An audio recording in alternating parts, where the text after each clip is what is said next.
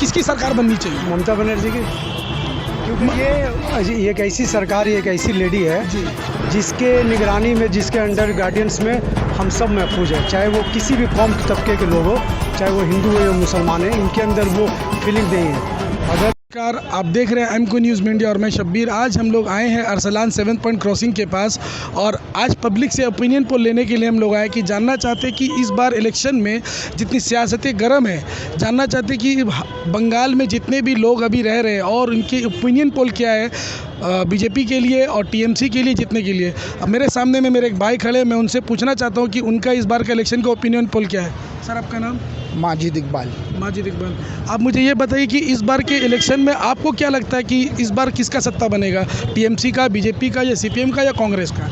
देखिए, सीपीएम और कांग्रेस का तो बोल नहीं सकते, रेस से उन लोग आउट है, सभी जानते हैं। जो भी टक्कर है, बीजेपी सेंट्रल गवर्नमेंट में पावर में है तो उनका पास एक पावर है, वो अपना पावर पूरा इस्तेमाल करेंगे बंगाल का इलेक्शन में। और रिज़ल्ट अगर दीदी के फेवर में आया भी तो बहुत बड़ा अपोजिशन पार्टी बन के बीजेपी उभरेगी बंगाल में इस बार, ये तो तय है। आदित्यनाथ ये कह रहे हैं कि पश्चिम बंगाल में लड़कियां या लेडी सेफ नहीं है, जो कि ये योगी आदित्यनाथ का कहना है। तो आप इस मामले में क्या कहना चाहते हैं?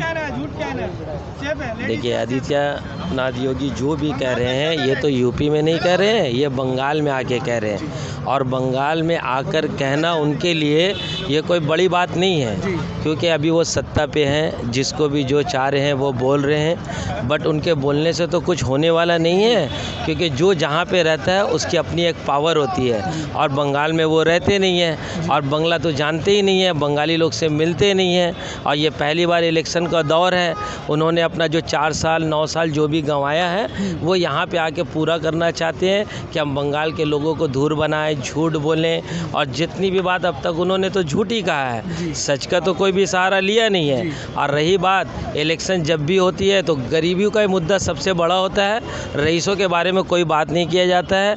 अगर वो बोले कि नहीं हम अडानी और अदानी ये सबको नीचे कर देंगे और गरीबों को अडानी और अदानी की जगह पे बैठा देंगे और रेलवे में उनके लिए फ्री कर देंगे आना जाना, तो ये बड़ी बात है। अभी उन्होंने कहा है कि मैं जब जीतूंगा तो यहाँ पे वो दे देंगे, ये दे देंगे, ऐसा कर देंगे, वैसा कर। बिन इलेक्शन का पहले पूरा कर दीजिए ताकि आवाम के सामने आपको हाथ जोड़कर मांगना नहीं पड़े।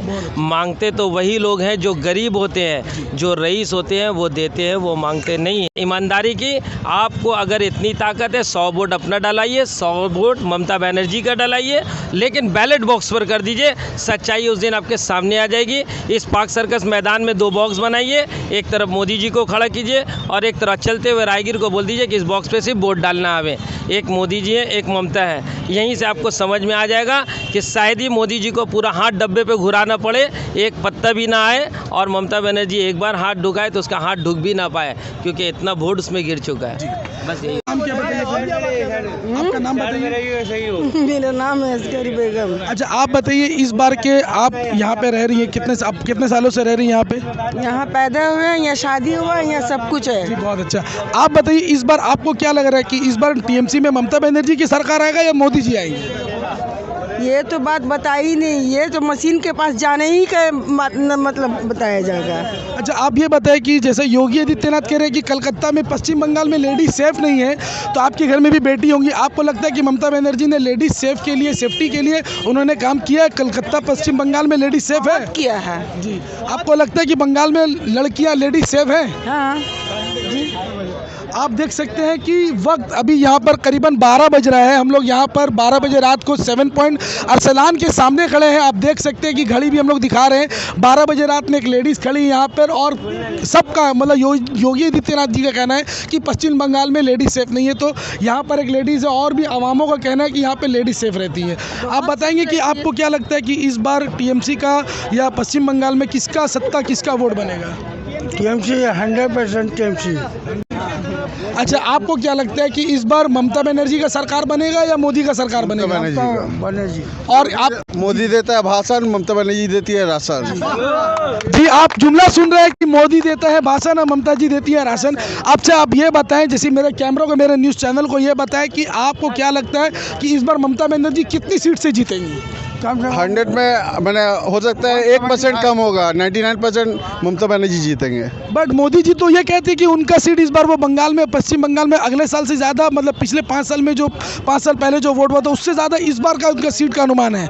नरेंद्र मोदी खाली भाषण दे के बोलते हैं कि इतना सीट लाएंगे उतना सीट, लेकिन कुछ नहीं आएगा, सब ब्लैंक। आप हमको सिद्दीकी साहब ये बताएं कि आप किसको सपोर्ट करते हैं? आपको क्या लगता है कि पश्चिम बंगाल में किसकी सरकार बननी चाहिए? ममता बनर्जी की, क्योंकि ये एक ऐसी सरकार, ये एक ऐसी लेडी है जिसके निगरानी में, जिसके अंडर गार्डियंस में हम सब महफूज है, चाहे वो किसी भी कौम के तबके के लोग हो, चाहे वो हिंदू हो या मुसलमान है, इनके अंदर वो फीलिंग नहीं है। अगर जो लोग बहुत दावा करते हैं ये सोनार बंगला का, तो उनसे तो बार बार यही कहा जा रहा है कि भाई आप अपने यूपी को देखिए, जरा उसको सोनार बंगला बनाइए।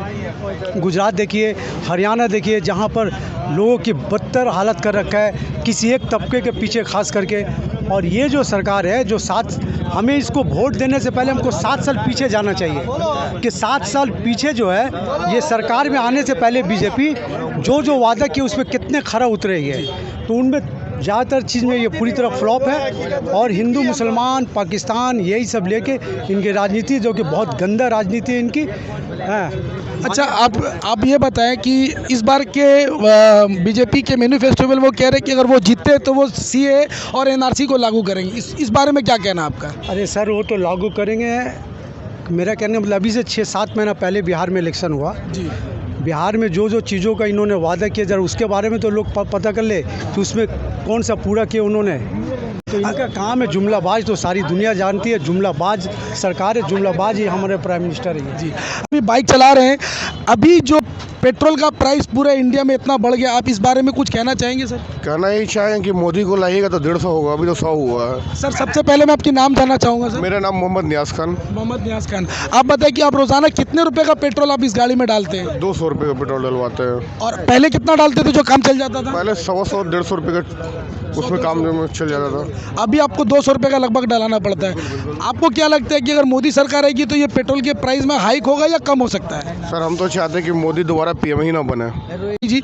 उनका ये कहना है कि पश्चिम बंगाल में बहुत सारे कानूनी व्यवस्था ठीक नहीं है, या लोग वुमेन सेफ्टी के बारे में उन लोगों ने काम नहीं किया। तो आप क्या कहते हैं? आप रास्ते में निकलते हैं, आप देखते काम भी करते, तो आपके हिसाब से क्या वुमेन सेफ साइड बंगाल में ममता बनर्जी इसलिए उन्होंने काम किया इसके ऊपर? योगी जी यूपी के मुख्यमंत्री हैं, बताइए यूपी में क्या हो रहा? क्या वहाँ महिला सुरक्षित है? वहाँ इंसान सुरक्षित है? कोई सुरक्षित नहीं है। और बंगाल में आप 2 रात तक एक लेडीज़ को देखिए चलती है, उसे कोई टच नहीं कर सकता, कुछ बोल नहीं सकता, कमेंट्स पास नहीं कर सकता। और दीदी ने यहाँ बहुत प्रोग्रेस किया है। आई वांट टू दीदी ऑल पीपल।